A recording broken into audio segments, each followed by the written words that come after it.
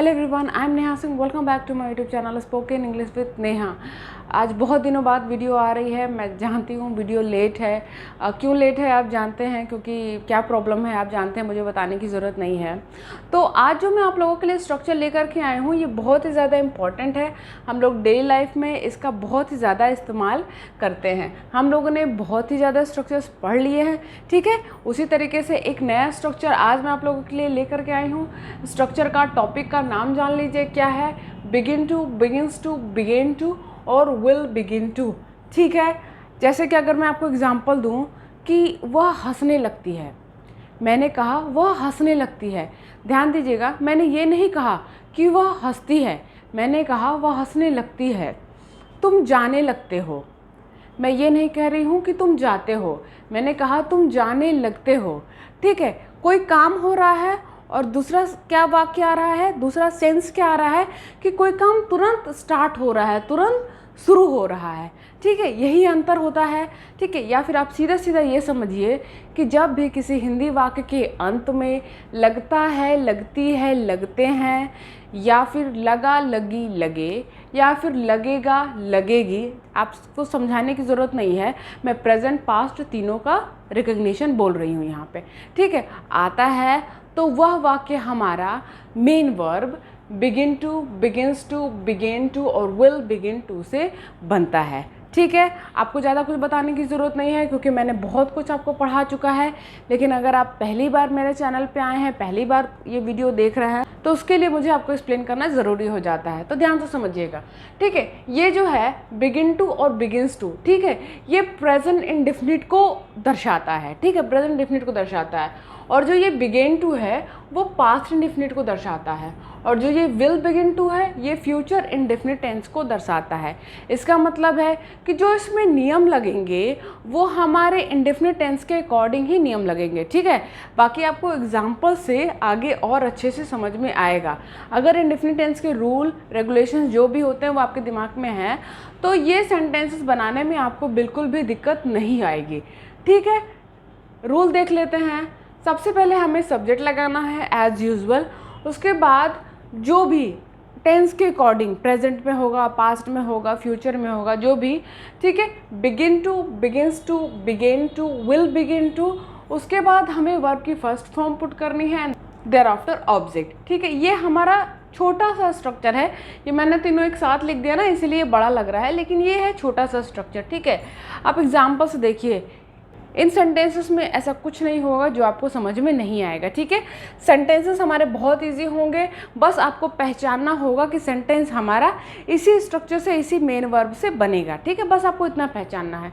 Sentence देखिए, वह रोने लगती है, ठीक है। वह रोती है ये नहीं है, लिखा हुआ है वह रोने लगती है, ठीक है। कोई काम है जो अभी तुरंत स्टार्ट हुआ है, ठीक है। तो she begins to cry, she begins to cry. अब थोड़ा याद करिए, प्रेजेंट डेफिनिट का क्या नियम है कि ही, शी, इट या फिर किसी के नाम के साथ यस या यस लगा देते हैं। मेन वर्ब में यस या यस लगा देते हैं, ठीक है। वही नियम है। शी बिगिन्स, अगर यहाँ पे आई होता तो बिगिन हो जाता, लेकिन यहाँ पे शी है इसलिए बिगिन्स है, ठीक है। अंतर समझ में आया। सी बिगिन्स टू क्राई, वह रोने लगती है, मैं उसे समझाने लगती हूँ। अब देखिए आई है, आप जानते हैं आई, यू, वी, दे के साथ यस या यस का प्रयोग नहीं करते हैं, इसीलिए I begin to explain him, I begin to explain him, मैं उसे समझाने लगती हूँ, ठीक है। I begin to explain him, clear है। क्या वह जाने लगती है, अब देखिए इसको इंट्रोगेटिव में बनाइए, सेम पूरा रूल वही है। Does she begin to go, does she begin to go. जब डू और डस का प्रयोग कर लेते हैं तो यस से यस का कोई भी कॉन्सेप्ट नहीं रहता है, ठीक है। Same does she begin to go, उसके लिए शी के बाद बिगिन्स का प्रयोग नहीं करेंगे क्योंकि हमने डस का प्रयोग ऑलरेडी कर लिया है, ठीक है। Does she begin to go, clear है।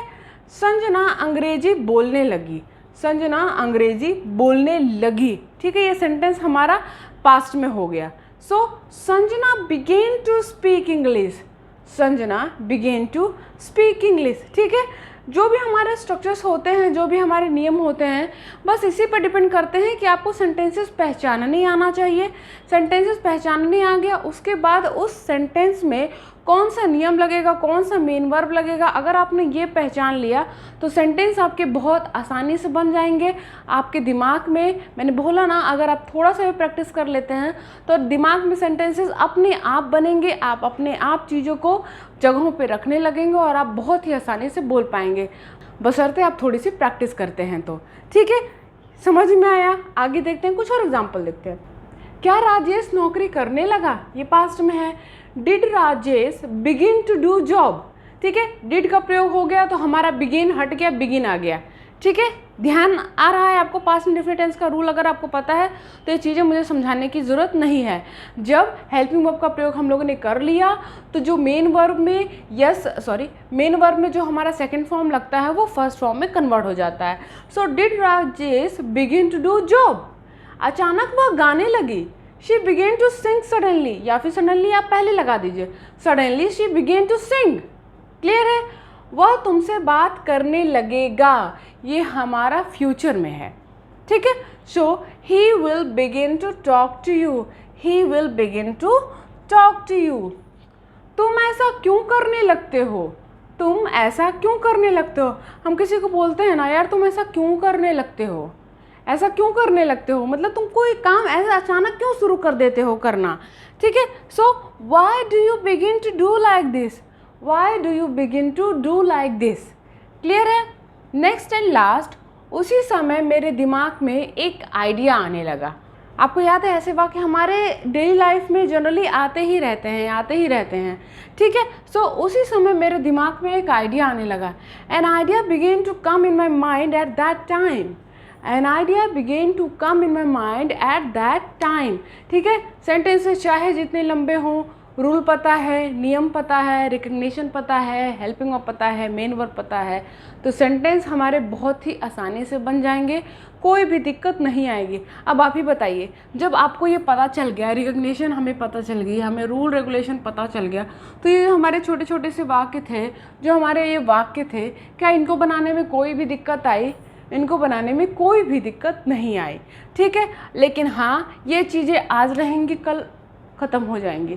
तो इसके लिए आपको क्या करना है कि थोड़े से सेंटेंसेस जो है 10 से 15 सेंटेंस, ठीक है, ज़्यादा नहीं, 10 to 15 सेंटेंसेस आपको अपनी कॉपी में ज़रूर बना लेने हैं। इससे आपकी थिंकिंग पावर जो है वो मजबूत होगी, सेंटेंस कंस्ट्रक्शन का जो प्रैक्टिस होगा वो आपका मजबूत होगा। ठीक है, तो जब आप सेंटेंसेस जल्दी जल्दी बना लेंगे तो सेंटेंसेस आपके दिमाग में जल्दी से बनेंगे।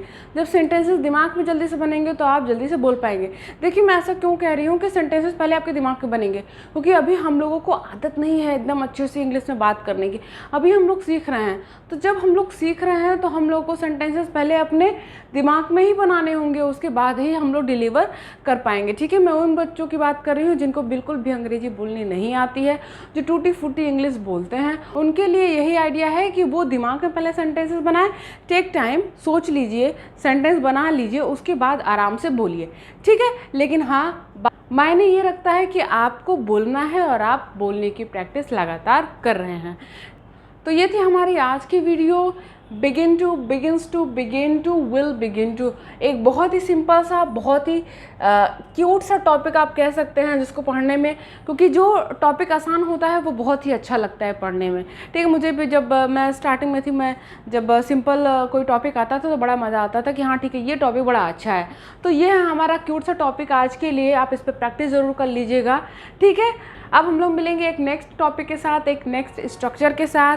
ठीक है, तब तक अगर आप मेरे चैनल पे पहली बार आए हों तो चैनल को सब्सक्राइब ज़रूर कीजिएगा। एक और बात आपके साथ शेयर करनी थी कि मेरे 1000 सब्सक्राइबर पूरे हो गए हैं। मैं अपने 1000 सब्सक्राइबर्स को थैंक यू कहती हूँ। थैंक यू सो मच, आप लोगों ने मेरा इतना सपोर्ट किया। Keep supporting me, keep loving me. तो मिलेंगे हम लोग नेक्स्ट वीडियो में, तब तक keep practising. Thanks for watching.